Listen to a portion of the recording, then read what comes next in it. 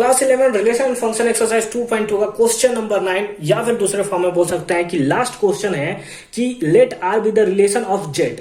Z क्या होता है? जेड जो होता है हमारा इंटीजर होता है। क्या होता है? इंटीजर होता है। जेड को हम लोग क्या बोलते हैं? जेड को हम लोग बोलते हैं इंटीजर। अब बोलोगे सर इंटीजर क्या होता है? तो इंटीजर जो होता है वो आपका पॉजिटिव वैल्यू देता है, निगेटिव वैल्यू देता है, इंक्लूडिंग जीरो, लेकिन डेसिमल वाला टर्म आपको नहीं देखने को मिलता है।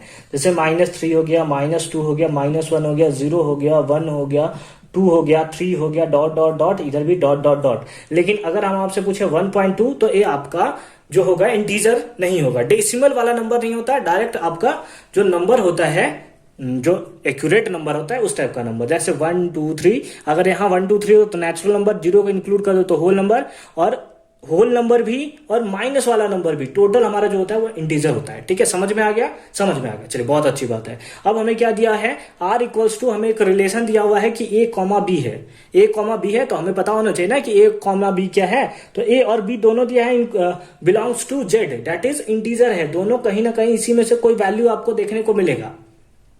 ठीक है, और a minus B as integer, और a माइनस बी भी जो होना चाहिए वो इंटीजर होना चाहिए। तो find the domain and range of r। तो रिलेशन r का हमें डोमेन और रेंज हमें बताना है। तो इससे पहले कि रिलेशन हम लोग फाइंड आउट करें, हमें a minus B equal to integer दिया हुआ है। इसका मतलब क्या हुआ है? इसका मतलब हम लोग थोड़ा समझते हैं। लेटर सपोज आप लोग कुछ भी a कॉमा बी, आप लोग कुछ भी लेते हो, कुछ भी बताओ जो इंटीजर होगा। लेटर सपोज -3 और हम लोग कुछ ले लेते हैं 9 लेते हैं। -3 भी इंटीजर है और 9 भी इंटीजर है, तो वही है a कॉमा बी, दोनों इंटीजर होना चाहिए। तो हमें इंटीजर देखने को मिल रहा है। अगर इसका अब हम लोग माइनस करें, या तो -3 -9 करें, या फिर अब 9 माइनस और +3 कर दो। ठीक है, मतलब दोनों का माइनस ही कर रहा है ना, a -3 है ना, 9 -3। हमें क्या दिया है? a minus B, sorry a minus B हमें दिया हुआ है। तो हमने क्या किया? हमने a minus B that is -3 -9 किया, कितना मिला? -12। और -12 भी क्या है? एक इंटीजर ही है। -12 भी क्या है? एक इंटीजर ही है। उसी टाइप से कोई भी नंबर आप बताओ, कोई भी नंबर बताओ, कितना ले लूं मैं? 7 -24, दोनों प्लस में ले लेते हैं, 7 और 24 ले लेते हैं। ठीक है, अब चलते हैं इसका माइनस करते हैं। a माइनस भी पूछा है ना, दैट इज 7 -24। तो 7 -24 कितना होगा? -17। यानी कि ये भी हमें क्या देखने को मिल रहा है? इंटीजर देखने को मिल रहा है। तो a minus B is integer, तो हमें देखने को मिल रहा है। और जब भी दो इंटीजर को हम लोग माइनस कर रहे हैं, जब भी दो इंटीजर को हम लोग माइनस कर रहे हैं, हमें क्या अगेन क्या मिल रहा है? अगेन हमें इंटीजर ही मिल रहा है। अगेन हमें क्या मिल रहा है? हमें इंटीजर ही मिल रहा है। इसका मतलब क्या हुआ? इसका मतलब हुआ कि अगर a कॉमा बी हम लोग कितना भी लिखता चले जाएं, अगर हम लोग रिलेशन हम लोग से जो पूछा है r, अगर हम लोग कुछ भी लिखते चले जाएं, कुछ भी लिखते चलाए जाए, हमें क्या मिलेगा? हमें कुछ और नहीं बल्कि z कॉमा जेड ही हमें देखने को मिलेगा, है ना। हमें क्या देखने को मिलेगा? z कॉमा जेड ही देखने को मिलेगा। अगर यहाँ पे अगर हम लोग रिलेशन बनाना चाहें तो हमारे पास R be the relation of Z defined by r equals to a comma b. अगर आप देख रहे हो यहाँ पे, अगर एक हम लोग ले लेते हैं सेट, दूसरा सेट, इसमें भी क्या है? इसमें भी आपका जो देखने को मिल रहा है वो इंटीजर है, दैट इज जेड है। और इसमें भी जो आपका है वो भी इंटीजर आपका जेड है। जेड माइनस जेड कर रहे हो तो भी आपको क्या मिल रहा है? जेड ही मिल रहा है।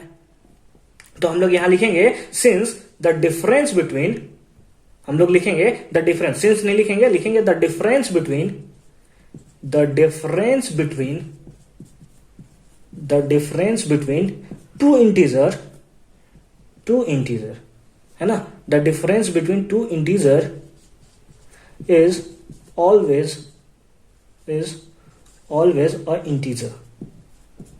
क्या होगा? दो इंटीजर का अगर हम लोग डिफरेंस निकालें तो भी वो हमें क्या मिलेगा? वो फिर भी हमें वो क्या मिलेगा? इंटीजर ही मिलेगा। इसका मतलब है कि अगर हम लोग कोई भी रिलेशन, कितना भी रिलेशन निकलते चले जाएं, हमें जेड कॉमा जेड ही हमें देखने को मिलेगा। चाहे कोई भी देखें, जेड कॉमा जेड ही मिलेगा, जेड कॉमा जेड ही मिलेगा। मतलब इंटीजर का इंटीजर से माइनस करें तो बिल्कुल a माइनस बी भी हमें क्या मिलेगा? इंटीजर ही हमें देखने को मिलेगा। यानी कि अगर इसका हमें डोमेन पूछ रहा है, अगर इसका हमें डोमेन पूछ रहा है तो हमें क्या होगा कि हमें डोमेन, जो इसका फर्स्ट ही को हम लोग बोलते हैं, फर्स्ट एलिमेंट को ही बोलते हैं, मतलब इसका डोमेन भी जो होगा वो भी हमारा क्या होगा? इंटीजर ही होगा।